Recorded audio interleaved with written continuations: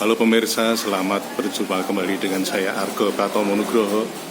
Kali ini saya ada di Pengadilan Negeri Yogyakarta.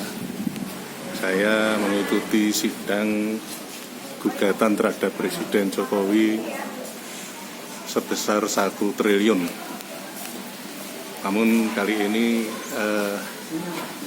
saya tadi sudah menghubungi kuasa hukum dari Presiden Republik Indonesia, tapi beliau tidak mau berkomentar dan menyerahkan ke Kejaksaan Tinggi Yogyakarta bidang intel. Ini nanti saya akan bertanya kepada kuasa hukum penggugat, Saudara Insinyur Selus Sobat Sipur Lokasari, melalui kuasa hukumnya juga Oncan Purba SH. Ini sedang mencari tempat untuk interview bersama teman-teman wartawan lainnya yang juga meliput di Pengadilan Negeri Jogja.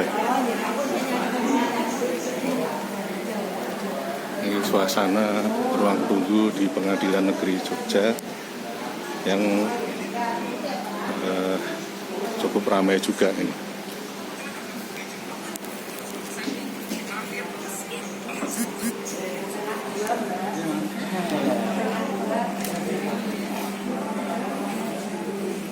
Ini saya tadi kan sudah menghubungi kuasa hukumnya Pak Presiden, tapi beliau tidak mau berkomentar dan menyerahkan ke Kejaksaan Tinggi Yogyakarta. Menurut Anda seperti apa, Pak? Ya, itu tergantung pada kuasanya lah. Gimana? Dia mau bersikap apa? Gimana? Tergantung kuasanya. Oh, tergantung kuasanya ya? Dia mau bersikap apa? Oh gitu ya? Tapi yang jelas, dia kita panggil, dia harus datang ke pengadilan. Sesuai panggilan pengadilan.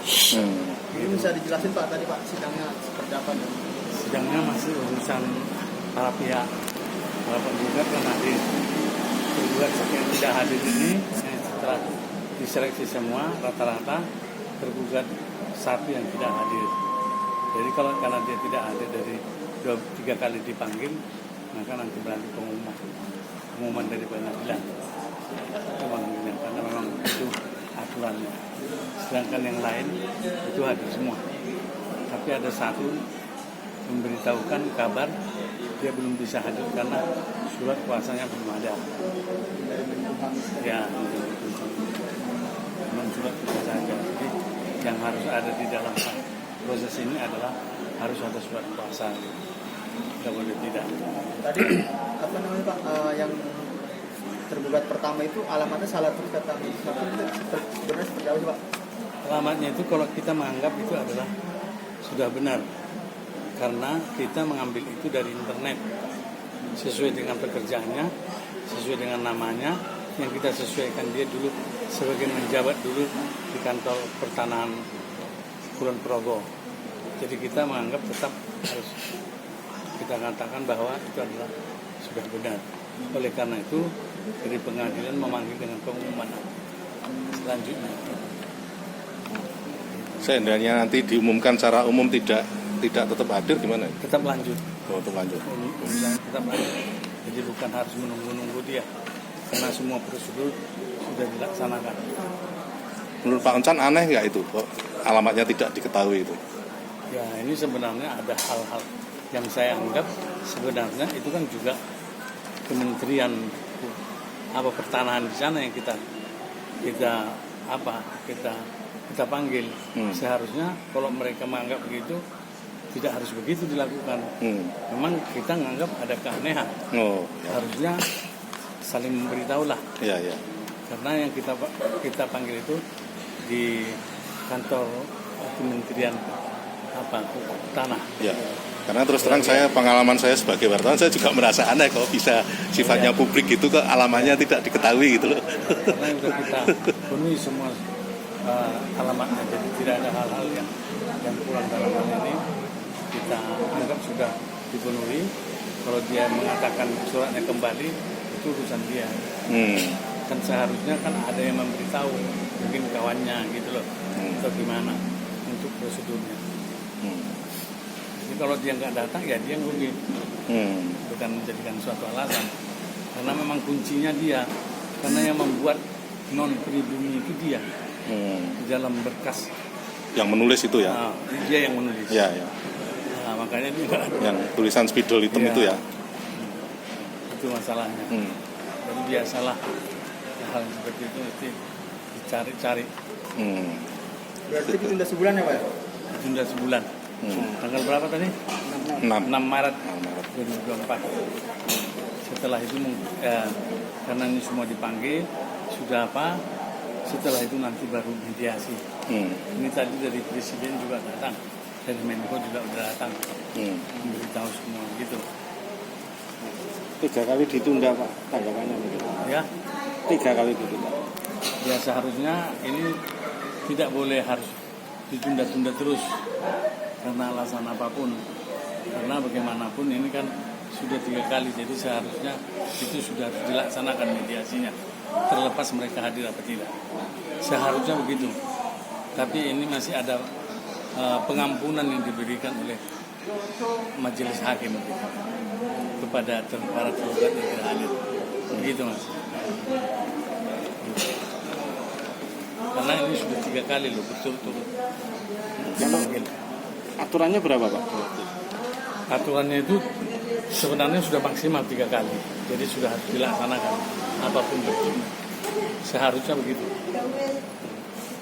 Jadi kalau ditunda-tunda ini udah aneh gitu lah.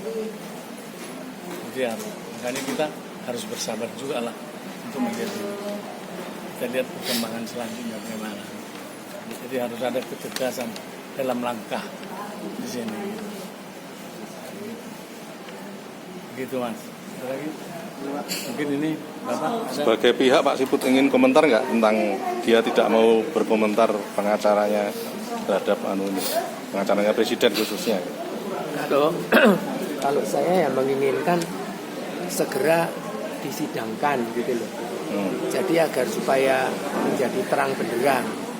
Apakah kalau Presiden itu boleh melanggar aturan, Menko Polhukam boleh melanggar aturan, Gubernur boleh melanggar aturan, terhadap warga negaranya dikatakan non pribumi, itu apakah boleh? Saya pengen segera tahu. Gitu.